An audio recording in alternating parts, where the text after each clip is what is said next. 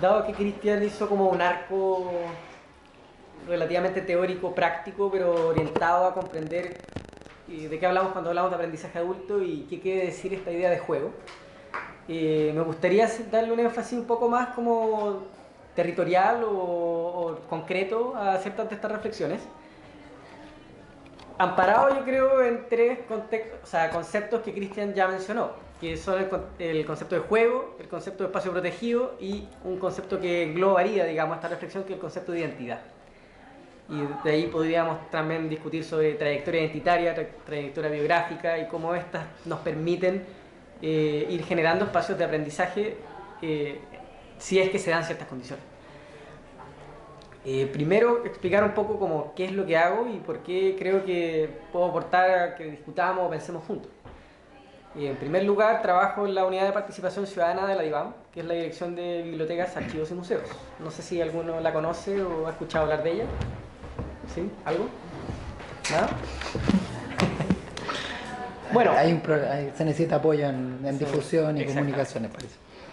Bueno, la DIVAM básicamente se encarga de la administración de los museos nacionales, también trabaja en conjunto con el Consejo Monumento, tiene que ver con el cuidado y el resguardo del patrimonio, entendido tanto como patrimonio material, especies nativas o también las construcciones que el ser humano ha construido, valga la redundancia, y también el patrimonio inmaterial, que es algo que nos va a permitir entonces empezar a pensar que el patrimonio inmaterial tiene que ver con las formas en que cada comunidad o cada como subcultura que vive en este país se ha constituido.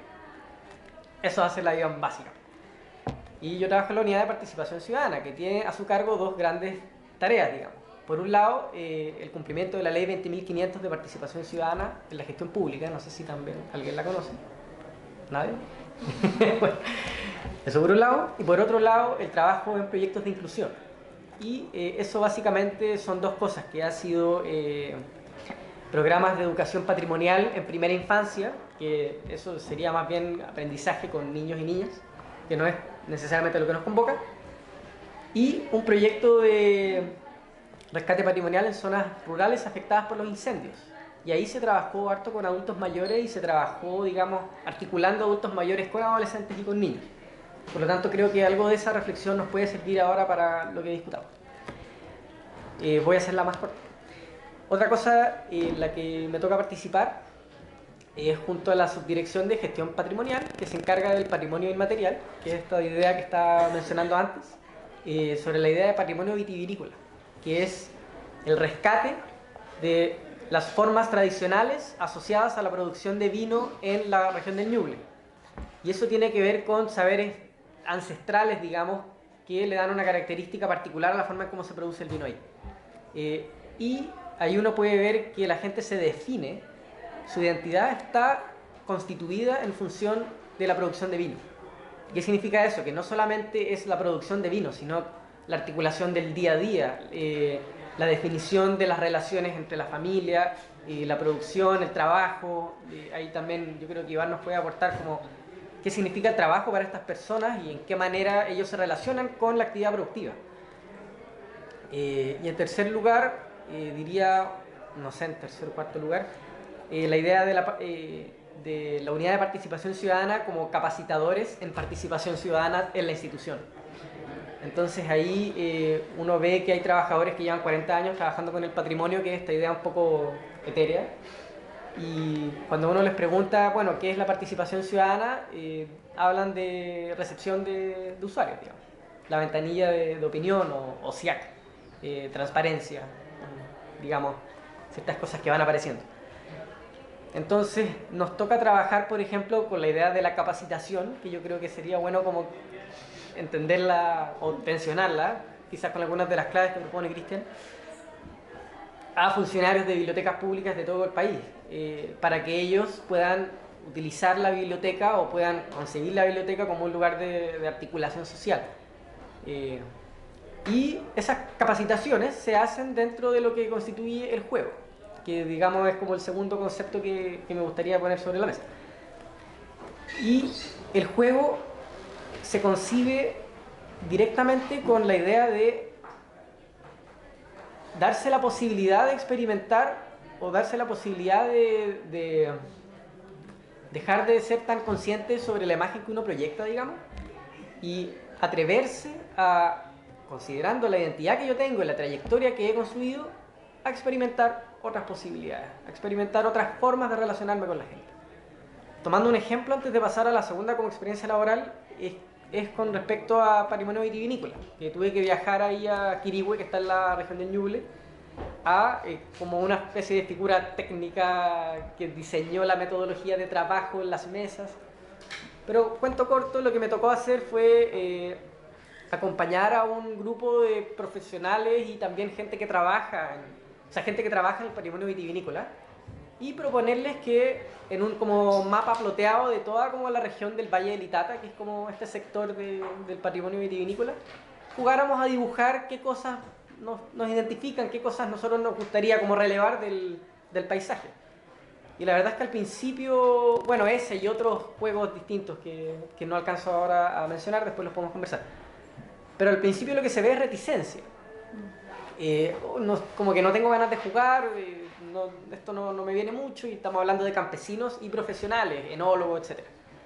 Pero en la medida en que uno va ayudando a generar, tercera noción, espacio protegido, una especie de ambiente de seguridad psicológica, como decía Cristian, las posibilidades en que la gente experimente o reflexione y se genere la posibilidad de generar este conflicto cognitivo, digamos, conflicto sociocognitivo que nos pueda permitir generar aprendizaje, aumenta.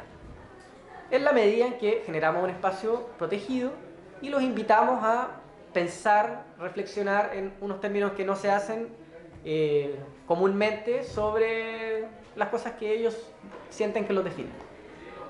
Me quedan unos 3 minutos para contarles sobre... Bueno, eso es la DIVAN, básicamente, lo que hago ahí en la Dirección de Biblioteca, Archivos y Museos. Paralelamente trabajo en un Fondesit que se llama Procívico. Este Fondesit tiene un modelo teórico que propone lo siguiente. Bueno, se trabaja con alumnos de séptimo básico de colegios de la región metropolitana. El modelo teórico va que si uno desarrolla comportamientos o ayuda a desarrollar comportamientos prosociales en estudiantes, eso va a permitir que después las distintas modalidades de participación ciudadana sean más probables que se den. Mucho más allá del voto, del conocimiento del sistema democrático chileno, entre comillas, sino que participación en movilizaciones, también participación en voluntariado, asociación con distintos actores de la sociedad civil, en el fondo como vivir la vida en sociedad de una manera más intensa y más comprometida con los distintos actores que en ella hay. Y eso ayudaría a aumentar el nivel de cohesión social, entendido como disminución de las brechas de desigualdad, la segregación social, económica, etc. Entonces ahí tenemos un arco que va desde los comportamientos prosociales, ayudaría a que aumente la participación ciudadana para aumentar la cohesión social. Entonces, ¿qué es lo que nosotros hacemos? Hacemos talleres con estudiantes de séptimo básico, una duración de alrededor de 6 meses, que ahora ya están terminando, en que se va pasando de una dimensión individual a una dimensión, digamos, social, digamos, individual, relacional, social. Y ahí, como que también, para que lo conversemos, los adolescentes yo creo que también son un mundo completamente como apasionante para pensar qué podría ser el aprendizaje. Y también asociado a discusiones que tenemos, que teníamos en el curso de aprendizaje de adultos en la universidad, sobre si hay algún tipo de diferencia entre el aprendizaje de un niño o un adolescente y el aprendizaje de un adulto. ¿Ya? O sea, una pregunta que les invito a que reflexionemos en conjunto. Y aparte de estos talleres, trabajamos con los profesores y trabajamos con los apoderados. Y yo creo que, digamos, el último concepto que me gustaría poner sobre la mesa en el trabajo con los profesores es el concepto de conflicto sociocognitivo, que no sé si lo han trabajado, pero lo relevo precisamente porque lo que hacemos con los profesores es proponerles un modelo de cómo tiene que ver harto con la promoción de comportamientos positivos, que sería más útil o más efectivo que la prevención de los comportamientos negativos. Y una serie como de premisas, también la idea de la autoeficacia individual o colectiva de los chiquillos como un mecanismo para que después se relacionen con la sociedad de una manera más participativa, digamos. Pero lo que se visibiliza en esas instancias, entre comillas, de capacitación con los docentes, es que se pone en juego las maneras en cómo ellos se ven a sí mismos como profesores, se relacionan con los estudiantes y vivencian sus creencias sobre cómo es la gente. Como para cerrar, yo creo que sería interesante conversarlo porque ahí como que se interrelacionan dos cosas. Se interrelacionan maneras de concebir al ser humano como un ser que llega a una etapa de desarrollo que después no puede seguir evolucionando.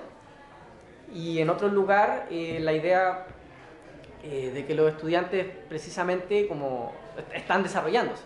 Entonces tenemos una noción de que el ser humano no avanza más, entonces llega un punto y ya no avanza más.